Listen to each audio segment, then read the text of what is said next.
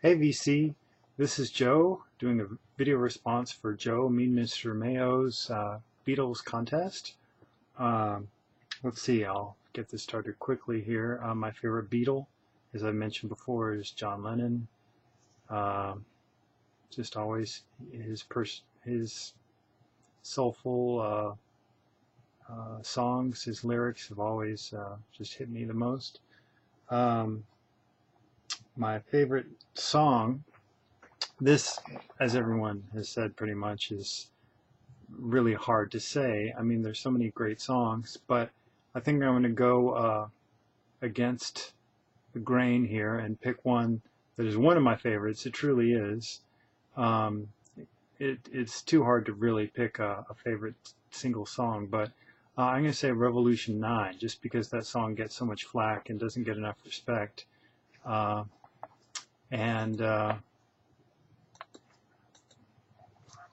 think it's just a really interesting sound collage, and obviously that's not what they're really about or known for, but to me, when I first heard that as a teenager, it sort of scared me and thrilled me. Just the unexpected things coming in at different times, and it became something I almost dared myself to do. So that's something that I've always appreciated, even since my first listen, basically. It scared me, but I liked it. My favorite album, I've said that in other videos before too, is the White Album. I just feel like, for me, I don't like the Beatles' early stuff anywhere near as much.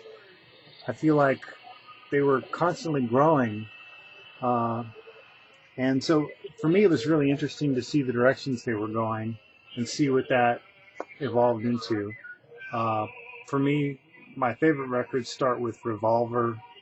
That to me was like the fully blossomed talent of the Beatles, basically. I know a lot of people will disagree, but anyway, so that's my favorite album by them, the White Album.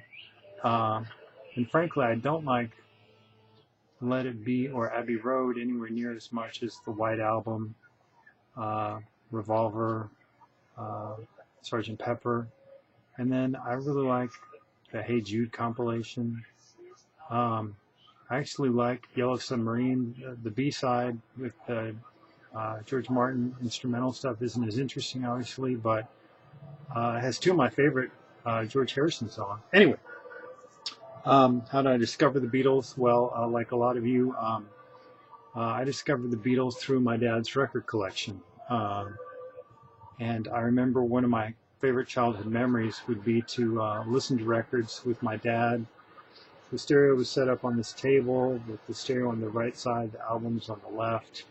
And down beneath, there was carpet, and there was one speaker on the left at the bottom of the table, one speaker at the right. And sometimes my dad would lie down between the speakers, and I would lie down next to him, and we'd listen to music. And it was just a really precious childhood memory for me. Anyway, so that's how I remember first hearing the Beatles. I don't remember which album, although I don't think actually they had really much of the earlier stuff, or I don't remember playing that as a kid. I remember playing Revolver and the White Album, maybe what it be, or Abbey Road. Yeah, I think we had Abbey Road. Anyway, and then Show Something Cool. This is something I've been wanting to show for a while, and I haven't gotten around to it, and this seems like the perfect way to showcase this, which is something I'd wanted for a long time, something I never dreamed I would actually own. And I'm hoping for those of you that have made it this far into the video, this will be something special that you'll appreciate seeing, that you don't see every day.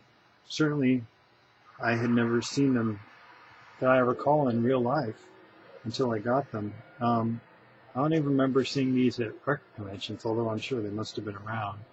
But there they are. 1966 Beatles Christmas Fan Club record. This is an original, and it is, these are all flexi discs. They were done by the Beatles for their fan club at Christmas every year, starting in, I believe, 63, or was it 62? Anyway, they did, goodness, I want to say 7 or 8 of these. But they were usually on the Lintone Recordings label, and the first several were one-sided, but then as they got into some later experimental stuff, they started taking up both sides. And I got the Beatles Christmas album. I thought it was a real Apple release when I got it, but it was at a record convention, and you know, I probably bought a Beatles bootleg or two that same day, and it turned out that this version of the Apple's Christmas record, as apparently most of them are bootlegs. There just aren't that many of the real Apple Christmas record. Here's the 1967 Fan Club Beatles Christmas Flexi. Obviously this is sort of a similar theme going on to the Sgt. Pepper, with the collage of all these faces. Here's the back cover. This again, I believe, is a Lintone, and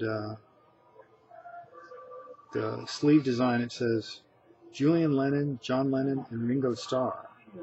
So that's pretty neat. Here's the flexi of that. Again, this one is one-sided, but these are the original British flexis of the Beatles Christmas 7 inches. Okay, now we're up to 1968.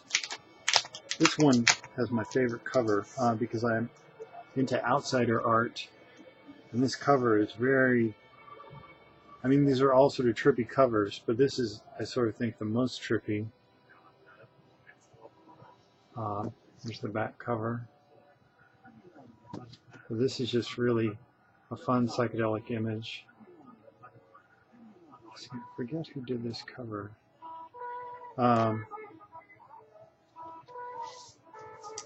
Here's the, now this is the first one that is double-sided. I mean, has an A side and a B side. The label is a bit different on this one than the previous ones. This is also on Lintone. This came with this little info sheet of posters or photos that you could order as a fan club member. It's fun when you get a record when you're collecting records, and it has you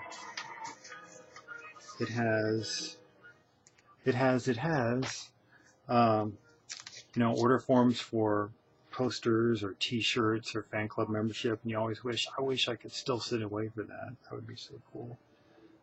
Okay, here's the last one. This is 1969, the last Beatles Christmas record. Now this one has a back cover, I think, yeah, by Zach Starkey, Ringo's son. See if you can see that there. Light sort of blasting it out. But this is a really fun graphic. Again, these were 1966, 67, 68, and 69. They also exist for 63, 64, and 65. I believe that's right. But those aren't as, the covers aren't anywhere near as interesting or trippy, and the Beatles themselves are more like their Hard Day's Night kind of selves on those records. These, they do a little bit more Monty Python-esque sort of skits on some of them. This one is also two-sided. This one, I believe, yeah, this is the American version of this fan club release for 1969. Although this sleeve looks like it's the UK one, so that's sort of interesting. I don't know if they made all the sleeves in the UK. But anyway, really fun stuff. And if you didn't recognize it, I was playing Revolution 9 backwards in the background, if anyone picked up on that. Anyway, thanks, Joe. It was fun doing the contest, and I love watching your videos. You're a great guy, and I hope you always have plenty of money to buy the records and memorabilia that makes you happy. Everybody have fun listening to great music. Bye.